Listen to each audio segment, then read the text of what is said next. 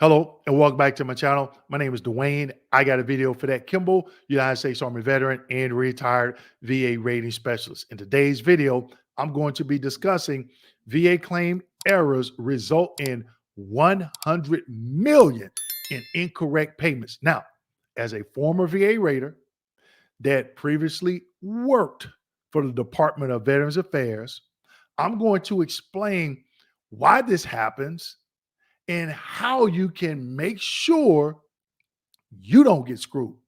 Let's get into it.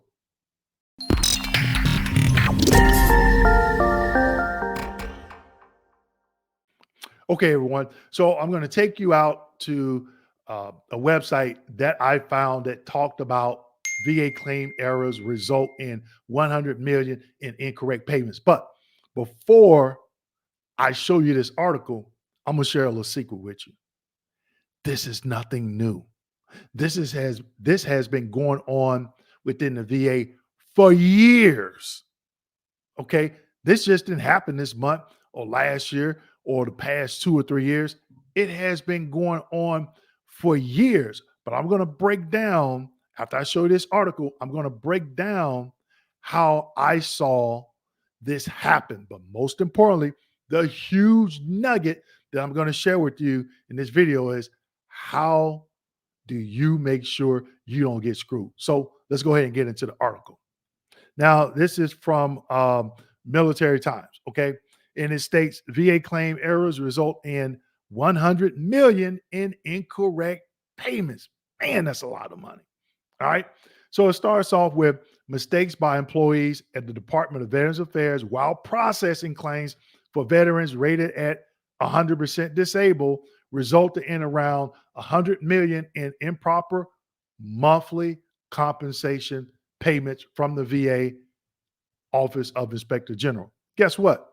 It just wasn't veterans that were 100%. And I'm going to explain it here in a little bit. It was veterans that was maybe 30, 40, 50% as well. Okay.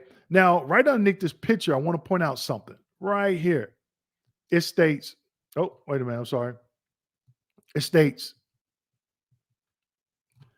overpayments and underpayments. So over and under. Okay. So a lot of this got overpaid.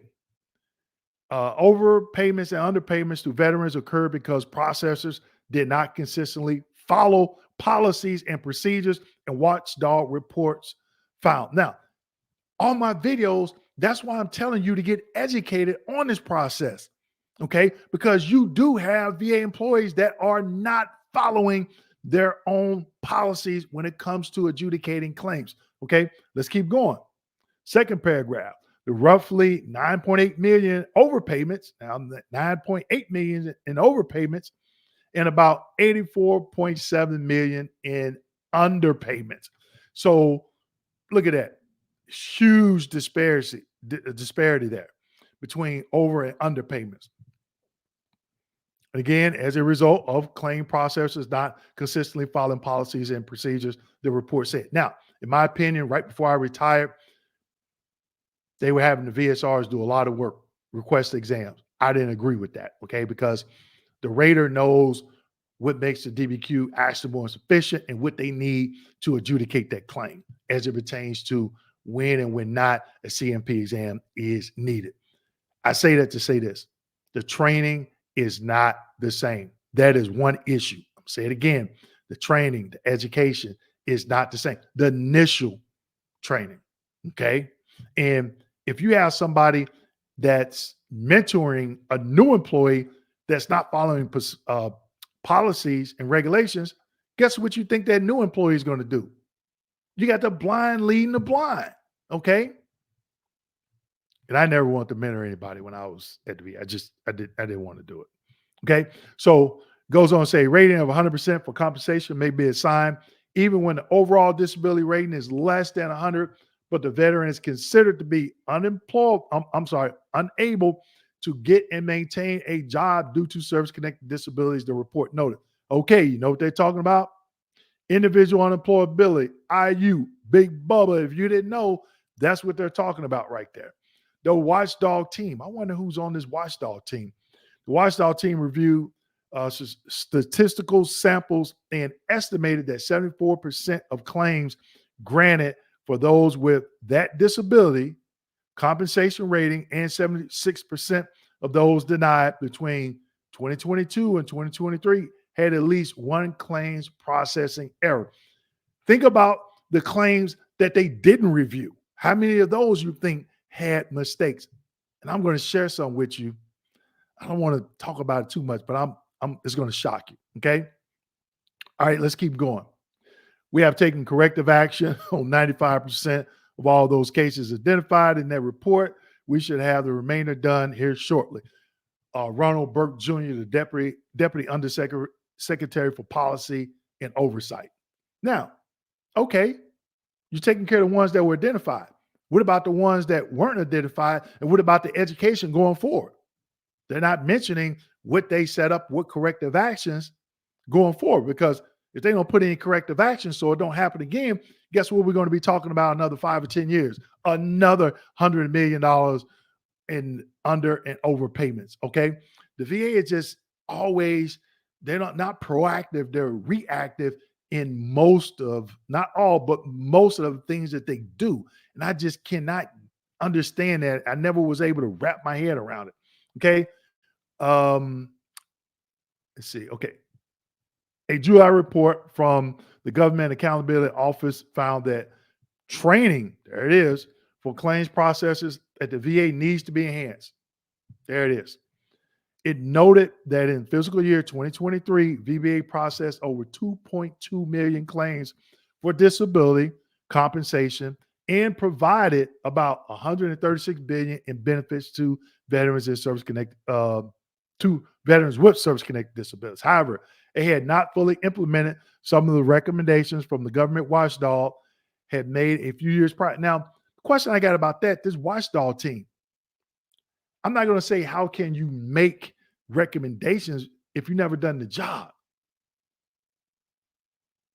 You know, Raiders, they need to get a team of Raiders, not just Raiders they think there's going to be yes people, but actually Raiders that say, wait a minute, this is what we need to do to change this. Maybe have some focus groups or something like that.